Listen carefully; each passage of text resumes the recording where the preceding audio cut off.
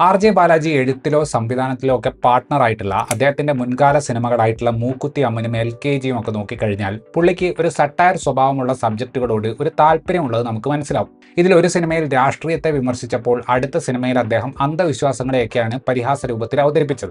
പുള്ളിയുടെ ഏറ്റവും പുതിയ സംവിധാന സംരംഭമായിട്ടുള്ള കറുപ്പ് വളരെ വലിയ ബജറ്റിൽ വന്നിട്ടുള്ള ഒരു സിനിമയാണ്. ആ സിനിമയുടെ കോർ ഐഡിയയിലും മൂക്കുത്തി അമ്മന് സമാനമായ രീതിയിൽ ഒരു ഫാന്റസി സ്വഭാവത്തിൽ ദൈവം ഒരു ഭാഗമാകുന്നുണ്ട്. വളരെ ഇൻട്രസ്റ്റിംഗ് ആയിട്ടുള്ള കോൺസെപ്റ്റും മാസ് മസാല ചേരുവകളും കൃത്യമായ അളവിൽ ചേർത്ത് വെച്ചുകൊണ്ടാണ് ഈ പടത്തിന്റെ ഒന്നാം പകുതി ഒരുക്കിയിട്ടുള്ളത്. പക്ഷേ സെക്കൻഡ് ഹാഫിലേക്ക് വരുമ്പോഴേക്കും ഐഡിയകൾ ഒന്നും തന്നെ ഇല്ലാത്തൊരവസ്ഥയിലേക്ക് പടം പോവുകയാണ്. ഏത് രീതിയിൽ പടം ഒന്ന് അവസാനിപ്പിക്കണം എന്നതിന് പോലും ക്ലാരിറ്റി ഇല്ലാതെയാണ് രണ്ടാം പകുതിയിൽ സിനിമ പലപ്പോഴും മുന്നോട്ട് പോകുന്നത്.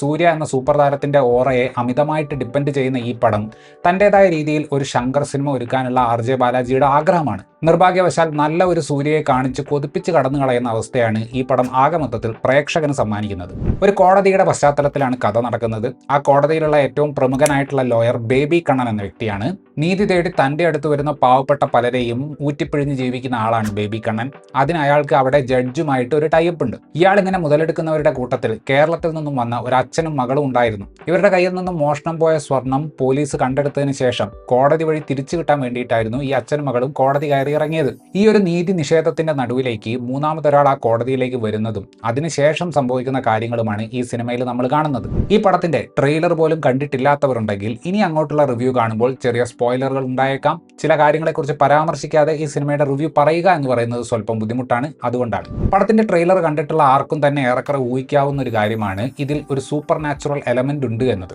സിനിമയുടെ ടൈറ്റിലുമായിട്ടും അതിനൊരു ബന്ധമുണ്ട്.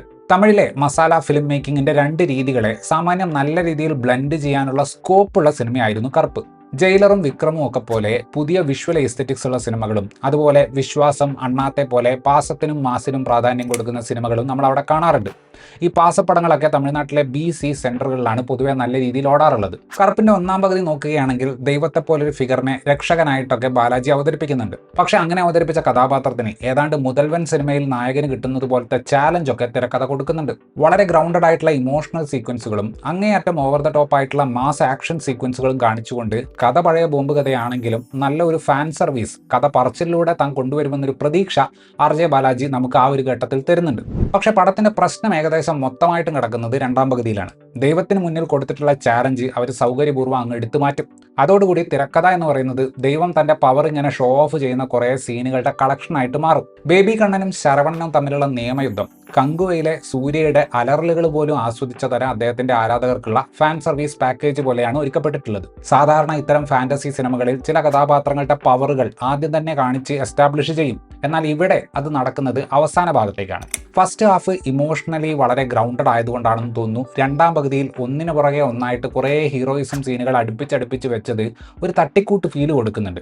കഥ കാര്യമായിട്ട് മുന്നോട്ട് പോകുന്നില്ല എന്നൊരു തോന്നൽ കുറയ്ക്കാൻ വേണ്ടിയിട്ട് ബാലാജി, അജിത്ത്, വിജയ് എന്തിന് സൂര്യയുടെ വരെ പടങ്ങളും റെഫറൻസുകളും തിരക്കഥയിലേക്ക് കൊണ്ടുവരുന്നുണ്ട്. അതിൽ ചിലതൊക്കെ ഹ്യൂമർ ലെവലിൽ വർക്കായപ്പോൾ മാസ് കാണിക്കാൻ വേണ്ടി കുത്തിക്കയറ്റിയ പലതും എഴുത്തിന്റെ ഒരു വീക്ക്നെസ് തുറന്നു കാണിക്കുന്ന പരിപാടിയായി. തിയേറ്റർ മൊമെന്റുകൾ ഉണ്ടാക്കാൻ വേണ്ടി എഴുതി ചേർത്തതുപോലെ നമുക്ക് എളുപ്പത്തിൽ മനസ്സിലാവും. GK വിഷ്ണുവിന്റെ ഫ്രെയിമുകൾ എപ്പോഴും വളരെ സാച്ചുറേറ്റഡ് കളറുകൾ ഇഷ്ടപ്പെടുന്നവയാണ്. ഈ പടത്തിലും പുള്ളി റെഡും ബ്ലാക്കും കൊണ്ട് ഒരു സ്റ്റൈൽ ഉണ്ടാക്കിയെടുക്കുന്നുണ്ട്. സ്ലോ മോഷൻ സാമാന്യം നല്ല രീതിയിൽ ഉപയോഗിച്ചുകൊണ്ട് മാസ് മൊമെന്റുകൾ ക്രിയേറ്റ് ചെയ്യുന്നുണ്ട്. വെറപ്പ എന്ന സായ് അഭ്യങ്കറിന്റെ ട്രാക്കും ഈ പറഞ്ഞ സ്ലോ മോഷൻ സംഗതികളും വരുന്ന മൊമെന്റുകൾ ആണ് ഈ പടത്തിൽ ഏറ്റവും തിയേറ്ററിക്കൽ ഹൈ പ്രേക്ഷകന് കൊടുക്കുന്നത്. സൂര്യ എന്ന നടന് നമ്മൾ ഈ പറയുന്ന ഓറ കൊടുക്കുന്നതിൽ അദ്ദേഹത്തിന്റെ കണ്ണുകൾ ഒരു പ്രധാന പങ്ക് വഹിക്കുന്നുണ്ട്. ഈ സിനിമയിലേക്ക് നോക്കുമ്പോൾ കണ്ണുകളിലൂടെ കൊണ്ടുവരുന്ന ഒരു ഗ്രേസ് പടത്തിന് അത്യാവശ്യമാണ്.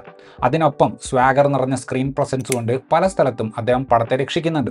ഫൈറ്റ് സീക്വൻസുകളും തീപ്പൊരി ഡയലോഗുകളും ഒക്കെ രസകരമായിട്ട് പുള്ളി ചെയ്തിട്ടുണ്ട്. ഈ ഒരു പടത്തിൽ കാണുന്ന സൂര്യയുടെ ഒരു എനർജി കാണുമ്പോൾ എനിക്ക് സത്യം പറഞ്ഞാൽ വരാൻ പോകുന്ന ജിത്തു മാധവൻ സിനിമയിലുള്ള പ്രതീക്ഷ വർദ്ധിക്കുകയാണ് ചെയ്തത്. നെഗറ്റീവ് ഷെയ്ഡുള്ള ഇതിലെ കഥാപാത്രത്തെ അവതരിപ്പിച്ചിട്ടുള്ളത് സംവിധായകനായിട്ടുള്ള ജെ ബാലാജി തന്നെയാണ്. ഇവർ തമ്മിലുള്ള പ്രശ്നം കുറച്ചുകൂടെ ഐഡിയോളജിക്കൽ ലെവലിലുള്ളതായതുകൊണ്ട് വില്ലനുള്ള ചെറിയൊരു കോമഡി ടെക്സ്ചർ അത്ര അരോചകമായിട്ട് തോന്നിയില്ല. പടത്തിലുടനീളം ഈക്വലായിട്ട് ഡിസ്ട്രിബ്യൂട്ട് ചെയ്യപ്പെട്ടതുപോലത്തെ ഒരു നായിക കഥാപാത്രത്തെയാണ് തൃഷ ഈ പടത്തിൽ അവതരിപ്പിച്ചിട്ടുള്ളത്. നടരാജൻ സുബ്രഹ്മണ്യമാണ് ജഡ്ജായിട്ടുള്ള കഥാപാത്രത്തെ അവതരിപ്പിച്ചിട്ടുള്ളത്. മലയാളിയായിട്ടുള്ള അനഘ മായ രവി അവരെ ഏൽപ്പിച്ച കഥാപാത്രത്തെ വളരെ ഭംഗിയായിട്ട് തന്നെ ചെയ്തിട്ടുണ്ട്. എനിക്ക് ഈ സിനിമയിൽ ഏറ്റവും ഇഷ്ടപ്പെട്ട പെർഫോമൻസ് സാക്ഷാൽ ഇന്ദ്രൻസിന്റെ ആയിരുന്നു. അനഘയും അദ്ദേഹവും അവതരിപ്പിക്കുന്ന ഈ സിനിമയിലെ കഥാപാത്രങ്ങൾ മലയാളികളാണ്. ഒരു തമിഴ് സിനിമയിൽ മലയാളിക്ക് കണ്ടാൽ സ്വാഭാവികമായ മലയാളമാണെന്ന് തോന്നുന്ന സീനുകളും കഥാപാത്രങ്ങളും വരുന്നത് വളരെ നല്ലൊരു കാര്യമായിട്ട് തോന്നി. പല തമിഴ് മുഖ്യധാരാ സിനിമകളും മലയാളം വികലമായിട്ട് കാണിക്കുന്നത് നമ്മൾ ഒരുപാട് കണ്ടിട്ടുണ്ട്. കണ്ടിട്ടുള്ളതാണ്. ഇന്ദ്രൻസിലേക്ക് വരുമ്പോൾ ഒന്നാം പകുതിയുടെ അവസാന ഭാഗത്തേക്ക് കോടതി പരിസരത്ത് വെച്ചിട്ടുള്ള ഒരു സീനിൽ നിസ്സഹായാവസ്ഥയും ദേഷ്യവും എല്ലാം പ്രകടിപ്പിക്കുന്ന അദ്ദേഹത്തിന്റെ പെർഫോമൻസ്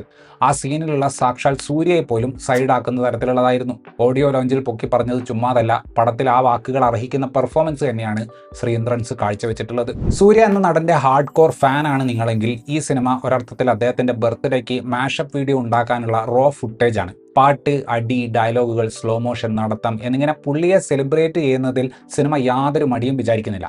പക്ഷേ സാമാന്യം ഇൻട്രസ്റ്റിംഗ് ആയ ഒരു കോൺസെപ്റ്റ് കയ്യിൽ കിട്ടിയിട്ട് ഹീറോയിസം കാണിക്കാൻ വേണ്ടി അതിനെ അങ്ങ് ഒതുക്കി കളഞ്ഞു എന്നതാണ് ഈ പടത്തിന്റെ മെയിൻ പ്രശ്നം. ഉണ്ടാക്കി വെച്ചതിൽ ആത്മവിശ്വാസം കുറവുള്ള സിനിമകൾ ഈ അടുത്ത കാലത്തായിട്ട് ചെയ്യുന്ന സെക്കൻഡ് പാർട്ട് അനൗൺസ് ചെയ്യുന്ന കലാപരിപാടി ഈ സിനിമയും ചെയ്യുന്നുണ്ട്.